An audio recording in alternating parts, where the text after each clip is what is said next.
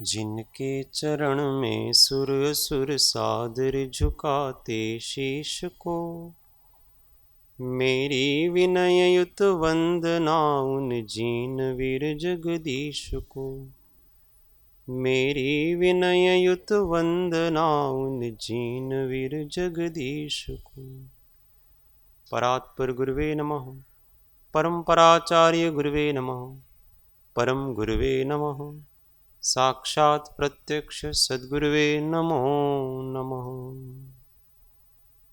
अनंत अनंत भाव भेद थी भरेली भली, अनंत अनंत नय निक्षेपे व्याख्यानी छे।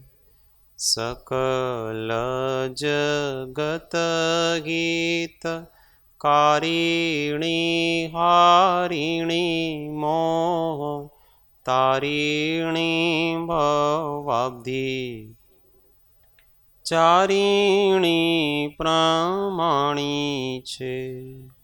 उपमा आप्यानी जेने तमारा खवीते व्यर्थ आपवाथी निज मति मापाई में मानी छे।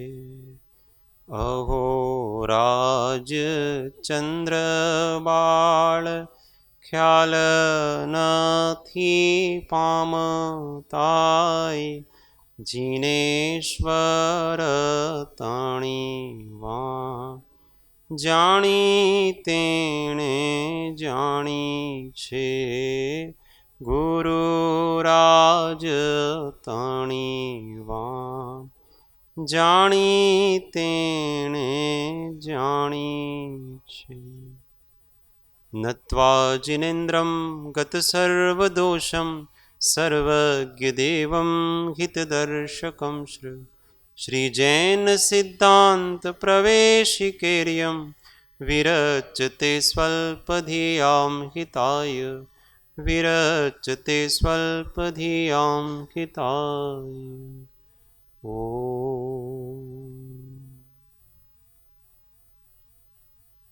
जय जिनेन्द्र, जय सद्गुरु।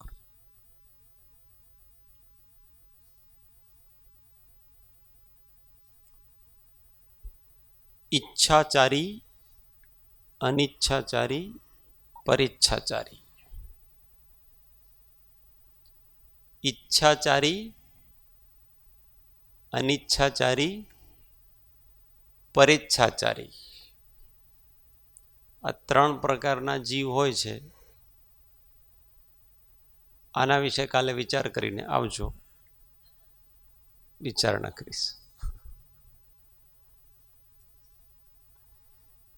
इच्छाचारी, अनिच्छाचारी, परेच्छाचारी।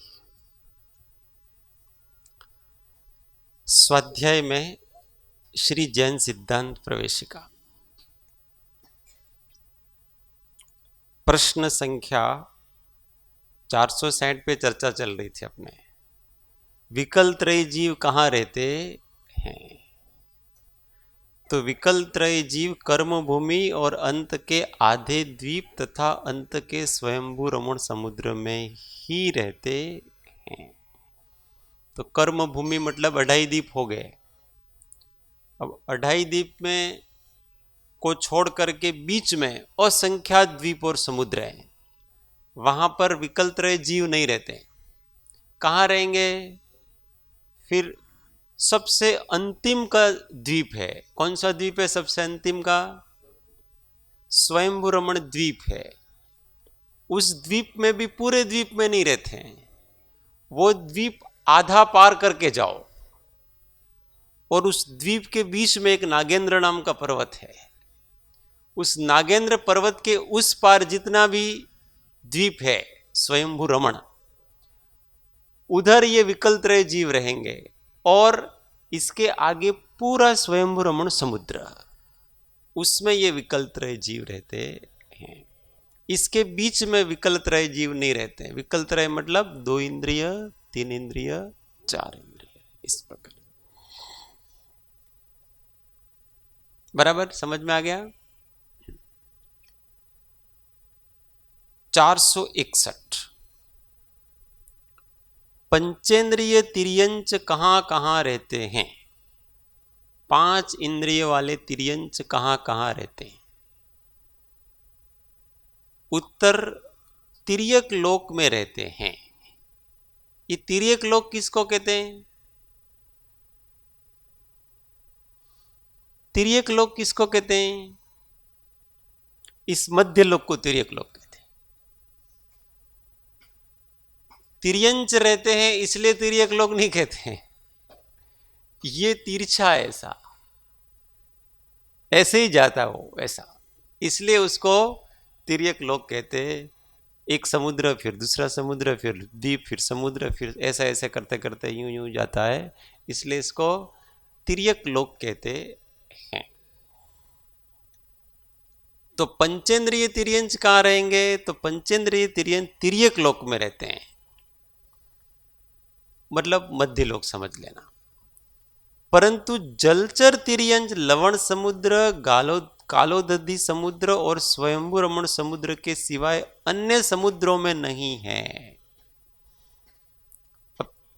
पंचेंद्रिय तिर्यंच तो तीनों प्रकार के होते हैं, जलचर भी होते हैं, थलचर भी होते हैं और नभचर भी होते हैं। इसमें जो जलचर तिर्यंच हैं वो कहां कहां नहीं रहते हैं वो बताया। तो लवण समुद्र, कालोदधि समुद्र और स्वयंभू रमण समुद्र के सिवाय अन्य समुद्रों में नहीं है, मतलब यहां पर रहते हैं। लवण समुद्रों में जलचर तिर्यंच रहते हैं, पानी में रहने वाले मछली वगैरह जो जो भी है, सांप वगैरह। कालोदधि समुद्र में भी रहते हैं, और ये दोनों समुद्र तो अढ़ाई द्वीप में आते हैं अपने, लवण समुद्र और कालोदधि समुद्र। इसके बीच में असंख्यात द्वीप समुद्र हैं,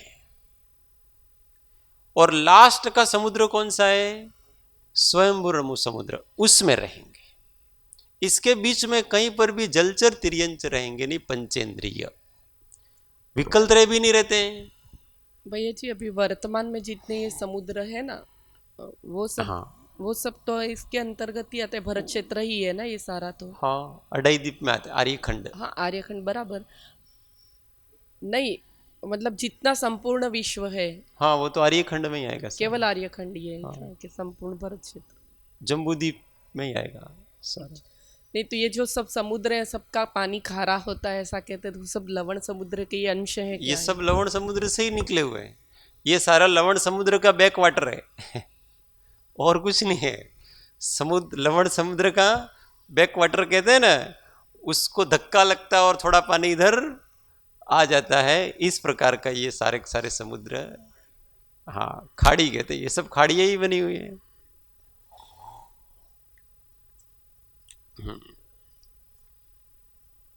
कुछ प्रश्न हो तो पूछ लेना, अपने आगे बढ़ते अपन। आज और कल में ये सब पूरा कर लेंगे अपन, फिर थोड़े दिन अपने गैप होगा। 462 नारकी जीव कहाँ रहते हैं? उत्तर अधोलोक की 7 पृथ्वियों में रहते हैं। और कांस में लिखा है नरकों में, ऐसा क्यों लिखना पड़ा? अधोलोक की 7 पृथ्वियों में रहते हैं ऐसा लिख देते तो काम नहीं चलता, बीच में कांस में किया नरकों में, ऐसा क्यों लिखना पड़ा उनको? हाँ,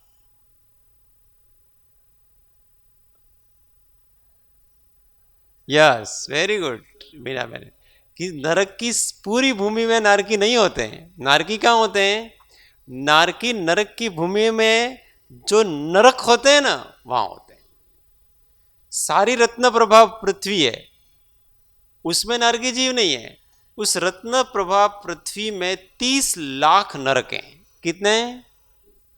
30 लाख नरक। नरक को कहते, नरक कहते बिल, रहने की जगह उसके, तो उसमें रहते हैं, इसलिए वो नरकों में रहते हैं। 7 पृथ्वियों में जितने नरक हैं, कितने हैं 7 पृथ्वियों के कुल मिलाकर के नरक?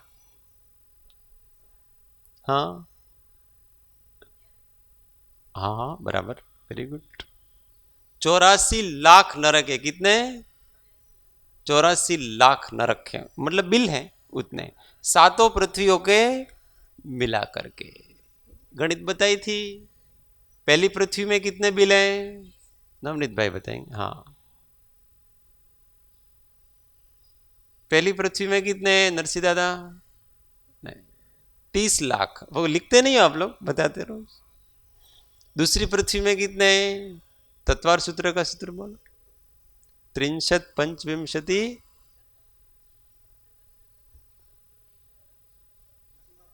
हाँ, तो अभी वो सूत्र का अपने को खुलना भी तो चाहिए समय पर। इसमें तो 30 लाख। 63 फिर फिर दूसरे में कितने? 25 लाख। पंचम 25 लाख। फिर 15 पंचदश मतलब 15 लाख। फिर 10 10 मतलब 10 लाख। फिर 3 मतलब 3 लाख। फिर पंचोन एक शत सहस्त्र, 1 लाख में 5 कम। 1 लाख में 5 कम। कम और पंच छे 5 और 5। तो ये कुल मिलाकर के गणित कर लेंगे तो कितने होंगे? 84 लाख होंगे। इसमें 82 लाख जो बिल हैं वो उष्ण प्रधान हैं, और 2 लाख मात्र बिल हैं वो शीत प्रधान हैं। मतलब कि उष्णता गर्मी वाले कौन कौन से हैं? तो 30 लाख रत्न प्रभा पृथ्वी के 30 लाख हैं, वो सभी के सभी गर्म हैं। रत्न प्रभा के बाद कौन सी पृथ्वी है? शर्करा प्रभा। उसके 25 लाख बिल है, वो सारे के सारे गर्म हैं। इसके बाद कौन सी पृथ्वी है? बालू का प्रभा। उसके कितने बिल हैं? 15 लाख बिल है, वो 15 लाख पूरे के पूरे गर्म हैं। इसके बाद कौन सी पृथ्वी है? पंख प्रभा। उसमें कितने बिल हैं? 10 लाख। तो 10 लाख पूरे के पूरे गर्म है। इसके बाद पांचवी पृथ्वी कौन सी है? धूम प्रभा। उसमें कितने बिल हैं? 3 लाख। वो 3 लाख हैं, उसमें से 2 लाख बिल हैं वो उष्ण प्रधान है, और पीछे वाला 1 लाख बिल है वो ठंडा है। उस पृथ्वी में वो पृथ्वी ठंडा गर्म वाली है। तो 2 लाख बिल है आगे आगे के, वो तो उष्ण प्रधान है, और पीछे वाले जो नीचे के 1 लाख बिल हैं वो अत्यंत ठंडे हैं। उसमें सब में हाई पावर वाला एसी लगा हुआ है। इतना जबरदस्त एसी लगा हुआ हो, जिसको एसी बहुत प्रिय हो ना, वो वहां आराम से मौज कर सकता है। और इसके बाद छठी पृथ्वी कौन सी है? तम प्रभा। उसमें कितने बिल हैं? 1 लाख में 5 कम, तो वो सारे के सारे ठंडे हैं। और सातवीं पृथ्वी कौन सी है? तम तम प्रभा अथवा महातम प्रभा। उसमें कितने बिल हैं? 5, तो वो सारे के सारे ठंडे हैं। ऐसे उन बिलों की रचना अपने को समझना चाहिए। और भी ज्यादा कुछ पढ़ेंगे तो फिर उसमें ज्यादा रहेगा। 463। भवनवासी और वेंतर देव कहां रहते हैं? उत्तर। पहली पृथ्वी के खर भाग और पंख भाग में तथा तिर्यक लोक में। पहली पृथ्वी के खर भाग और पंख भाग में तथा तिर्यक लोक में। ये भवनवासी देव, भवनवासी और वेंतर 10 प्रकार के भवनवासी होते हैं और 8 प्रकार के व्यंतर होते हैं। तो ये कहां कहां रहेंगे? तो जो पहली पृथ्वी है, इस पहली पृथ्वी का नाम क्या है? रत्न प्रभा। इसके कितने भाग हैं? 3 भाग हैं। कौन कौन से? खर भाग, पंख भाग और अबहुल भाग। उसमें सबसे ऊपर वाला भाग है वो खर भाग है, बीच वाला भाग है वो पंख भाग है, नीचे वाला भाग है वो अबहुल भाग है। तो सबसे ऊपर वाला भाग है उसमें भवनवासी और व्यंतरवासी देवों के बड़े बड़े भवन बने हुए हैं, असंख्यात भवन बने हुए हैं इनके। उन भवनों में रहते हैं वो। अभी अपने मेरू पर्वत है वो 10,000 योजन अभी नीचे भी है इसका, उससे भी नीचे जाएंगे तो खर भाग चालू होगा।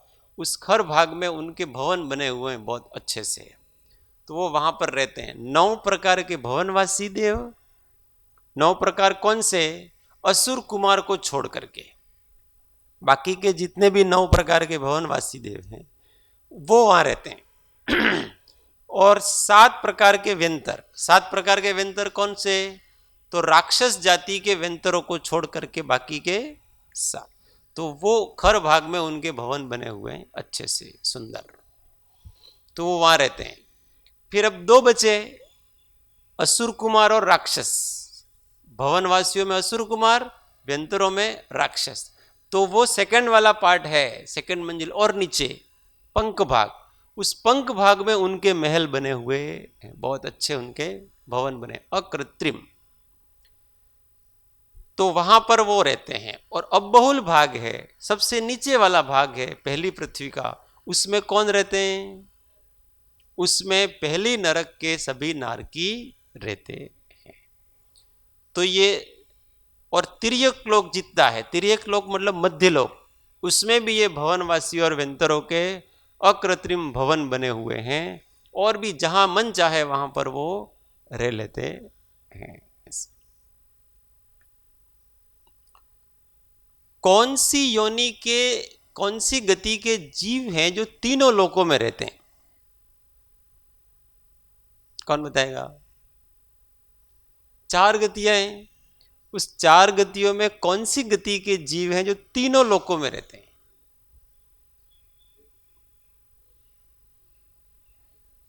देवगति। कैसे?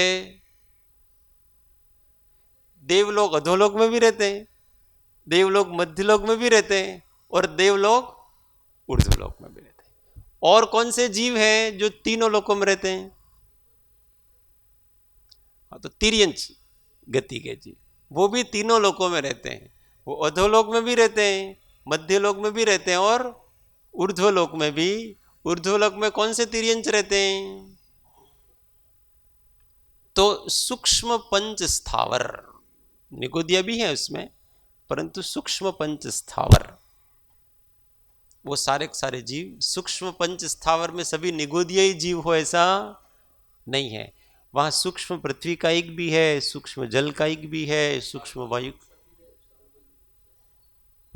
शालमली वृक्ष वगैरह वो सभी एकेंद्रीय पृथ्वी का एक है, वो वनस्पति का एक भी नहीं है, वो एकेंद्रीय पृथ्वी का एक, वो रत्नों से बने हुए हैं सारे के सारे, और रत्न वगैरह वो सारे के सारे पृथ्वी का एक कहलाते हैं। अपने यहां जिस प्रकार से वनस्पति है उस प्रकार की वनस्पति, प्रत्येक वनस्पति है वो वहां पर नहीं पाई जाती है। वहां पर प्रत्येक साधारण वनस्पति पाई जाएगी और सूक्ष्म जो वनस्पति है वो पाई जाएगी, सूक्ष्म वो जो दिखेगी नहीं। परंतु वहां पर अपने को देवलोक में जाएंगे तो अपने ऐसे वृक्ष बगीचे बाग बगीचे सब दिखेंगे जरूर, पर वो सब कैसे होते हैं? ऐसी वनस्पतियों के नहीं होते हैं, वो सभी पृथ्वी का एक होते हैं। दिखेंगे ऐसे जैसे ऐसे फल लगे हुए पेड़ हैं वगैरह, परंतु वो सारे सारे रत्नों से निर्मित होते हैं, इस प्रकार की वनस्पतियों से निर्मित होते नहीं। वो सब सचेतन होते हैं। पृथ्वी का एक तो है ही, एक जीव तो है ही वो उसमें। तो ये जितने विमान दिख रहे हैं चंद्र के वगैरह, ये भी पृथ्वी का एक जीवों के समूह ही है सारे के सारे। तो फिर उसमें घटना बढ़। हाँ, उपभोग तो वो कुछ नहीं करते हैं। वो कोई फल उनको भूख लगे तो करे ना, खाते ही नहीं है, कुछ पीते ही नहीं है, पर फल लदे होंगे उनके ऊपर, वो उनकी विक्रिया से वो सारे के सारे हो जाते हैं। बाग बगीचे होते हैं ना, वो रचना है, बगीचे में जाएंगे घूमेंगे पिएंगे, सारी चीजें होगी उनके सब।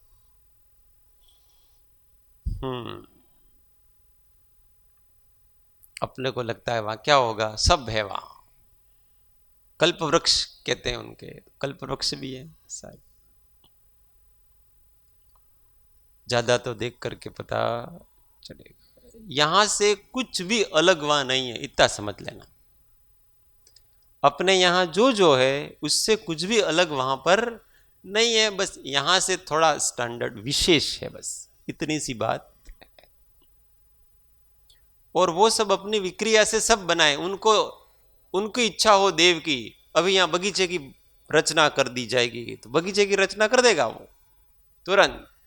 आपको मीठे मीठे आम खाने, तुरंत मीठे मीठे आम लग जाएंगे उसके ऊपर। समोसरण में देव कैसी रचना करते हैं उस समोसरण की, आपको सब साक्षात दिखते हैं। हर प्रकार की वनस्पति, हर प्रकार का पेड़, हर प्रकार का फूल, हर प्रकार की रचनाएं, हर सब कुछ मिलेगा समोसरण में। दुनिया की ऐसी कोई वस्तु ऐसी नहीं है जो समोसरण में नहीं मिले। दुनिया का सबसे सर्वश्रेष्ठ सुंदरतम म्यूजियम जिसको कहते हैं ना, वो समोसरण होता है सब कुछ। तो वो कौन बनाता है? देव बनाते हैं। और एक क्षण में सब कुछ खत्म, अभी बनाया और एक क्षण में संकल्प कर लिया कि अब इसको समेटना है, तुरंत समेट जाएगा वो। हाँ। जबकि आप सोचते हो कि यार मैं इस पानी पे चला, मैं इस पेड़ पे बैठा, मैं इस धरती पे चला, और वो जो था वो कोई कल्पना तो थी नहीं, सच ही था। अब जैसे कोई जादूगर है, वो जादूगर आपको 1,000 रुपये की नोट दिखाए और कहे कि ये पकड़ो, आपने पकड़ी,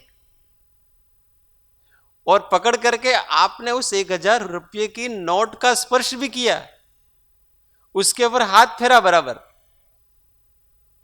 और वो जादूगर संकल्प करे तो आपके हाथ से वो 1,000 रुपये की नोट गायब।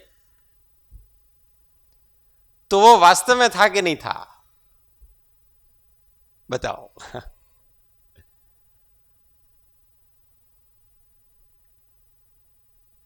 सोचने जैसी बात है। वो वास्तव में था, वास्तव में अब नहीं था ऐसे कैसे कह सकते हो? आपने छुआ उसको, आपने अपनी आंखों से देखा, आपने उसको छुआ, उसका स्पर्श था, तो आप कैसे कह सकते हो? आपने देखा कि इतना लंबा था, और वो आप नींद में नहीं थे कि आप स्वप्न देख रहे हो? नींद में गिर रहे। तो ये सभी जीव की सामर्थ्य से, जीव की रिद्धियों से पुद्गल पैदा किए जाते हैं। समझ में आ रहा है? वो कल्पना करे पुद्गल बन जाएगा उस रचना में। होता है कि नहीं होता है? ये कोई असंभव नहीं है। इन सबका विज्ञान अपन बहुत गहरे में जाएंगे ना तब पता पड़ता है अपने को। हमको लगता है कि वो कल्पना थी, वो कल्पना नहीं थी, वो सच था उस समय का। उसने जो जो दिखाया वो सब सच था, परंतु वो उसने अपनी कल्पना शक्ति से बनाया था, और उस समय वो सत्य ही था, क्योंकि असत वस्तु कभी नहीं दिखती है। आज तक किसी को कल्पना दिखी? किसी को? जिसका अभाव होता है उसका कभी किसी की अनुभूति हुई? अभाव की अनुभूति हो कैसे सकती है? सद्भाव हो तो अनुभूति हो सकती है ना। जगत में कल्पना नाम की कोई वस्तु नहीं।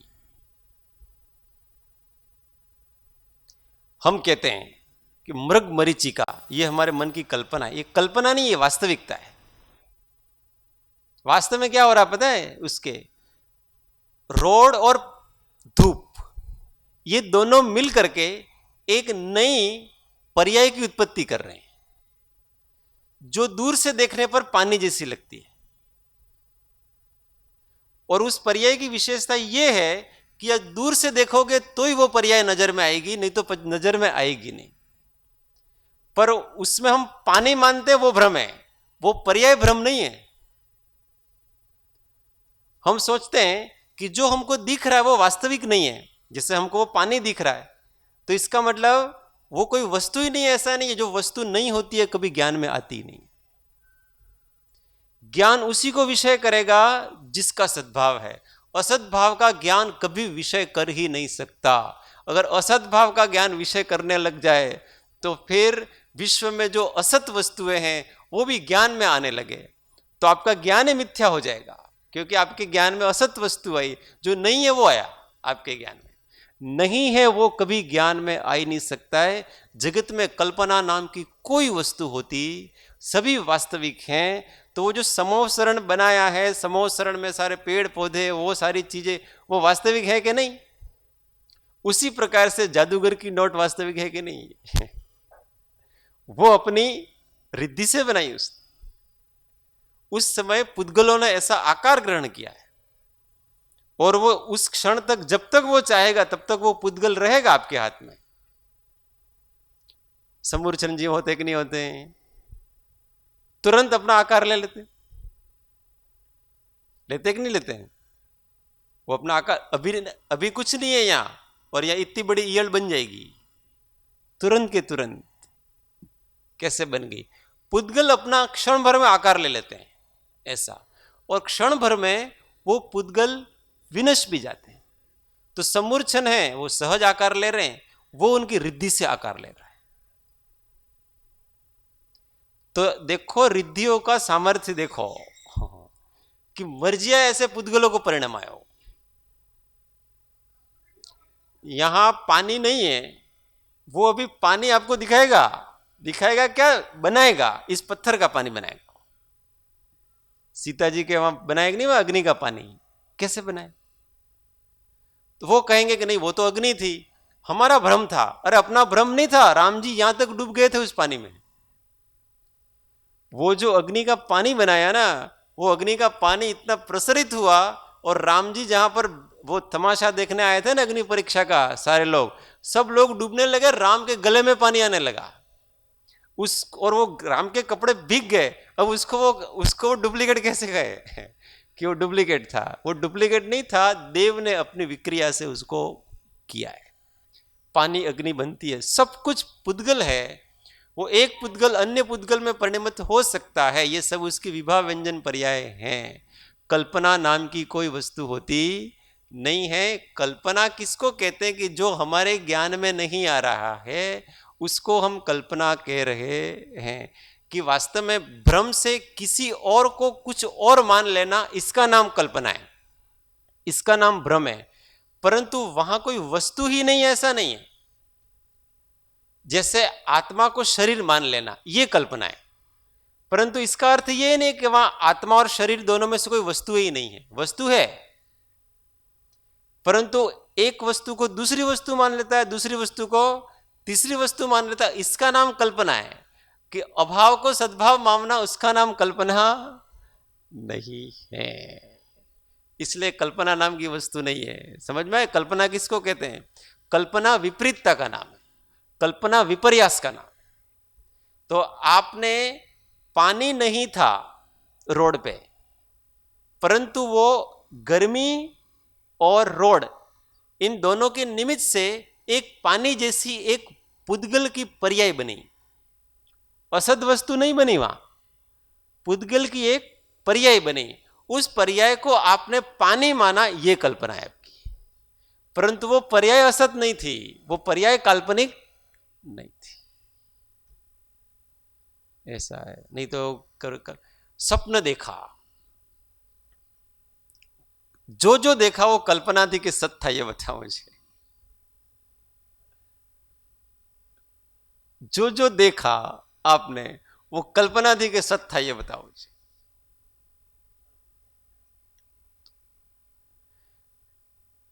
कल्पना का मतलब क्या? जो नहीं है वो, जो नहीं है वो ज्ञान विषय कैसे कर सकता है? जो वस्तु नहीं है असत को विषय करेगा कैसे ज्ञान?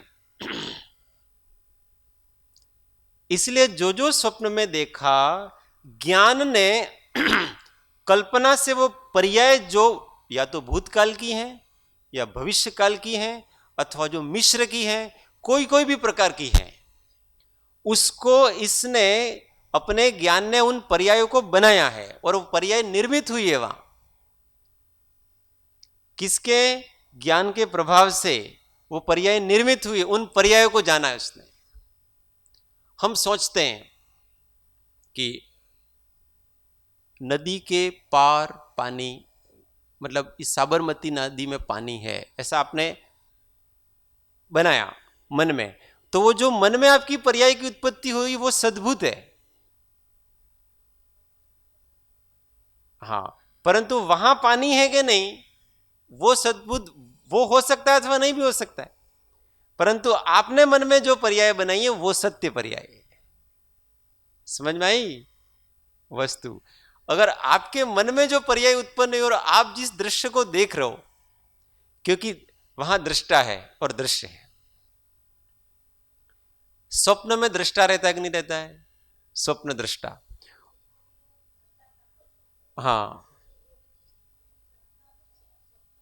हाँ, वो जो पर्याय बन रही है ना वो सत्य है उसकी। वो स्वप्न जो देख रहा है वो भौतिक सत्य नहीं है, वो उसका भाव सत्य है। समझ में आ रहा है? भावों में वो जो जो बन रहा है, आपके भावों में महल खड़ा किया, तो जो भावों में महल खड़ा किया वो सत्य है, वो जीव की वैभविक पर्याय है सारी सारी। अगर हम उसी को भी असत्य मान लेंगे तो ज्ञान असद्भुत को विषय करने लग जाएगा। फिर तो आपने कुछ नहीं था उसको उसको ज्ञान में ले लिया, और कुछ नहीं था उसको ज्ञान होता ही नहीं। कुछ तो है, कल्पना से खड़ा किया हुआ वस्तु है। हम घर बनाते हैं, सबसे पहले घर कहां बनाते हैं? दिमाग में बनाते हैं। और जो दिमाग में बनाते हैं वो किसकी पर्याय है? घर की पर्याय है कि उस घर के निमित्त से, उस आकार से अपने आत्मा की पर्याय है। किसकी पर्याय है? आत्मा की पर्याय है वो। तो जितनी भी कल्पनाएं हैं वो सब आत्मा की पर्याय है। किसकी पर्याय है? इसलिए आत्मसिद्धि में लिखा है कि हाँ, चेतन वाला वो लिखा है ना, माटे चेतन रूप जीव वीर्य निस्फूर्णा ग्रहण, हाँ, और माटे चेतन रूप ऐसा लिखा है कि वो जीव की स्फुरणाएं हैं, इसलिए वो चेतन रूप है सारे के सारे। तो जो जो भी कल्पनाएं हैं वो सभी चेतन हैं।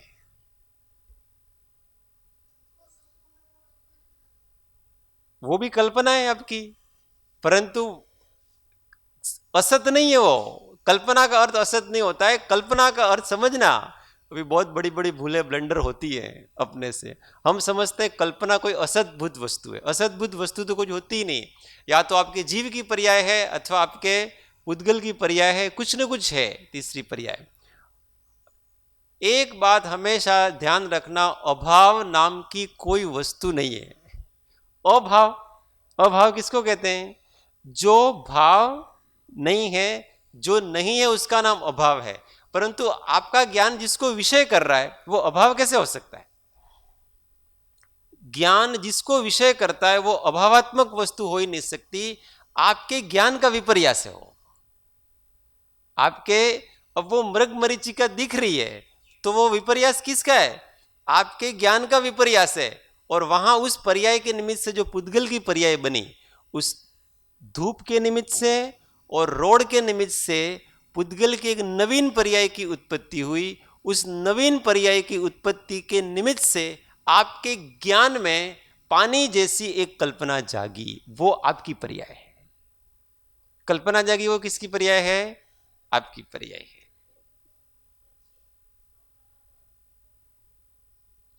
मृग जल का अस्तित्व है।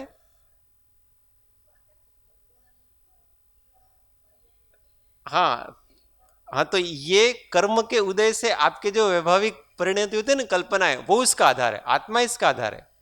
कल्पना किसका आधार है? कल्पना का आधार कौन है? कल्पना का आधार आत्मा का विपर्यास, वो सब उसका आधार है सारी चीजें। बिना आधार के तो आधे रहता नहीं है। अब समझ में आया कल्पना नाम की कल्पना क्या है? कल्पना अपना भ्रम है, परंतु है किसका? अपना है। और इसलिए तो कर्म बंद होता है।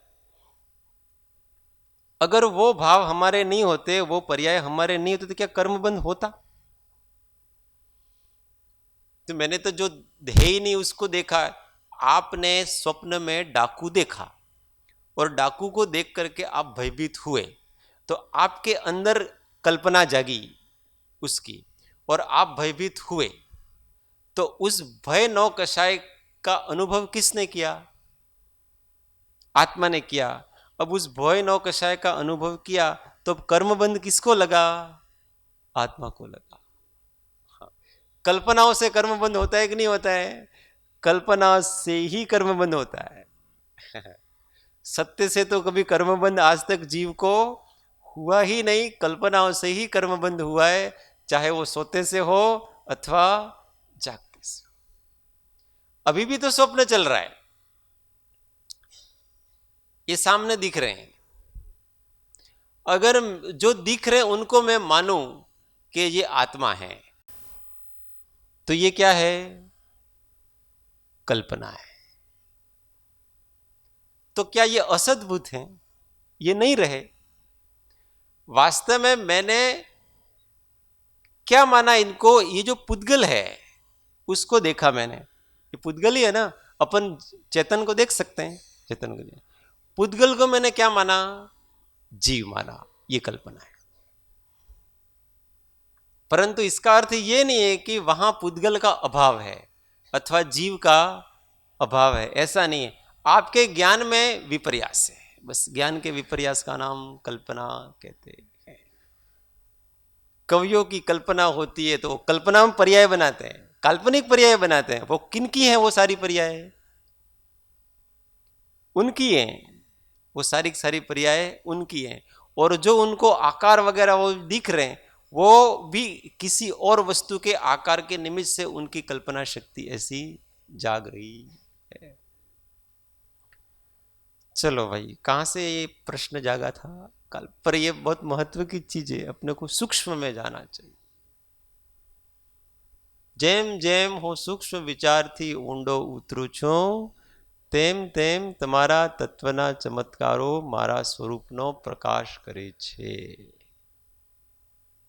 तो प्रकाश करेगा। सत्य क्या है? कभी विचारो। बंधन क्या है?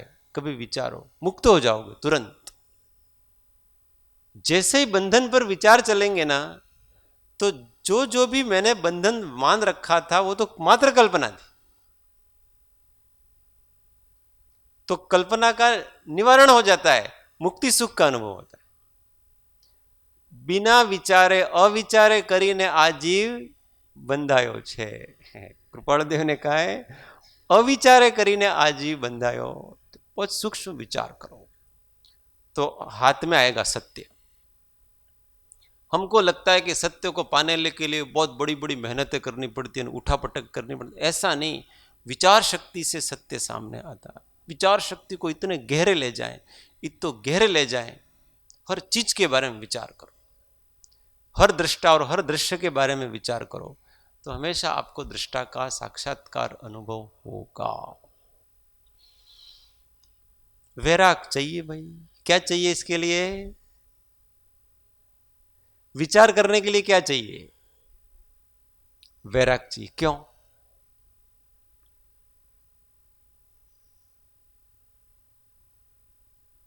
विचार करने के लिए वैराग चाहिए, क्यों?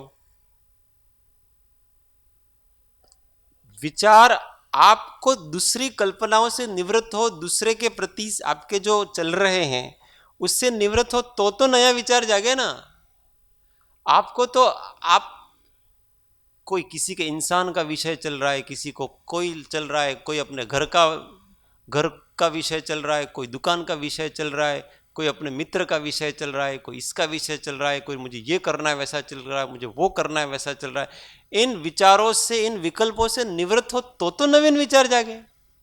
आप कहते दिन भर वही विचार चल रहे हैं, मेरे को ये करना है, मेरे को वो करना है, मेरे को ऐसा करना है, ऐसा करना है, मेरे ये रह गया, मेरे वो करा, वो व्यक्ति ऐसा है, ये व्यक्ति ऐसा है, उसको ये करना चाहिए, उसको वो करना चाहिए। इन सारे संकल्प विकल्प से जीव उदासीन हो, इसका नाम वैराग है। किसी का विचार ही नहीं आए, मात्र सत्य का विचार जागे। जो सामने वस्तु है उसी का विचार रहे, उसको ये क्या है और मैं क्या हूं। तब देखना तड़ तड़ तड़ करके दर्शन मोह छूटता है, तब दृष्टा का साक्षात्कार होता है। हर समय सत्य आपकी हथेली में ऐसा लगता है। लोग समझते हैं वैराग का मतलब ऐसा समझते हैं कि ये कर देना वो कर देना। इसका नाम वैराग नहीं है, आपकी अंतर्मुखता रहती है, इसी का नाम वैराग है।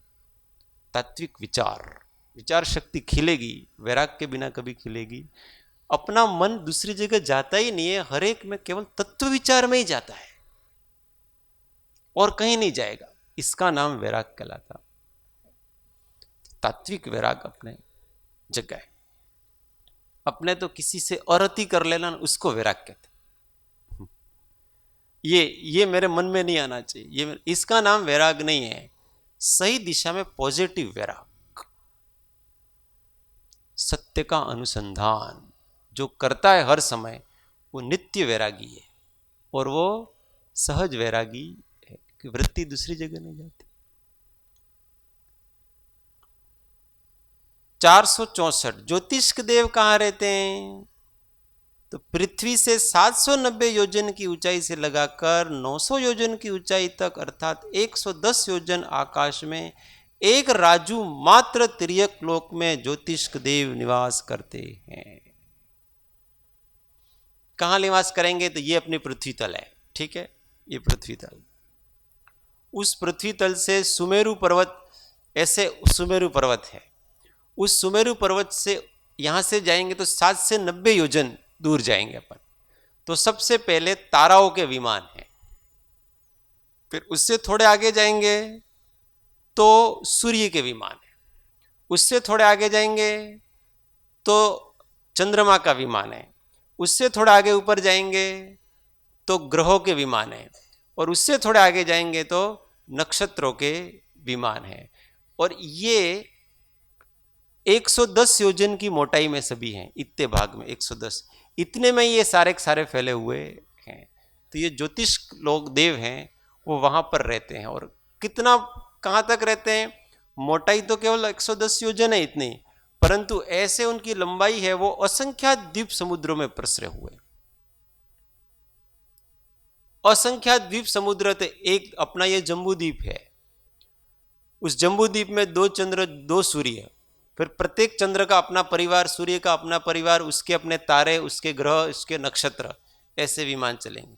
फिर आगे जाओगे धातकी खंड में तो उसके 8 होंगे, क्योंकि उसके बीच में लवण समुद्र है, उसके ऊपर 4 चंद्र 4 सूर्य होंगे। उसके आगे धातकी खंड में 8 चंद्र, इस प्रकार से चले जाएंगे। ऐसे बढ़ते बढ़ते बढ़ते बढ़ते बढ़ते बढ़ते बढ़ते अंतिम जो स्वयंभू रमण समुद्र है, उसके ऊपर तो असंख्यात सूर्य हैं, असंख्यात चंद्रमा हैं, और तारों की तो कोई गिनती ही नहीं है उसकी, क्योंकि एक चंद्र के परिवार में कोड़ा कोड़ी तारे होते हैं, तो वहां तो कोई गिनती ही नहीं है उसकी।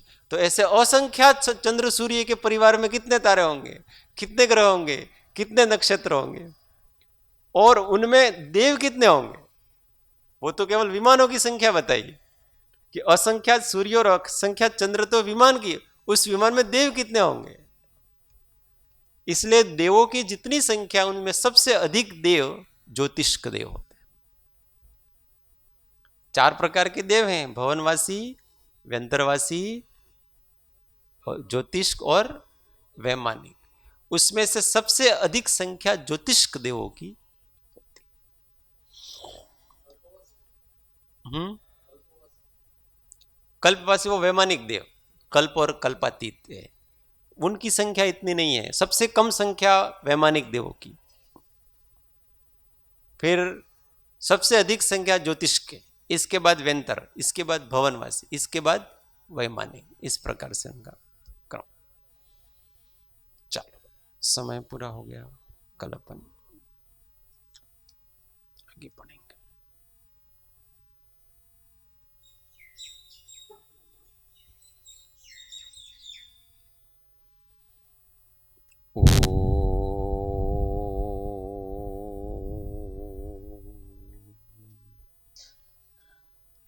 सुखधाम अनंत सुसंत चहि, दिन रात्र रहे ध्यान, पर शांति अनंत सुधामय, प्रणमो पद तेवर तेज, ओ प्रणमो पद तेवर तेज। सद्गुरु परम कृपाणु त्रिलोकनाथ की जय, सब संतन की आनंद घन। ओम।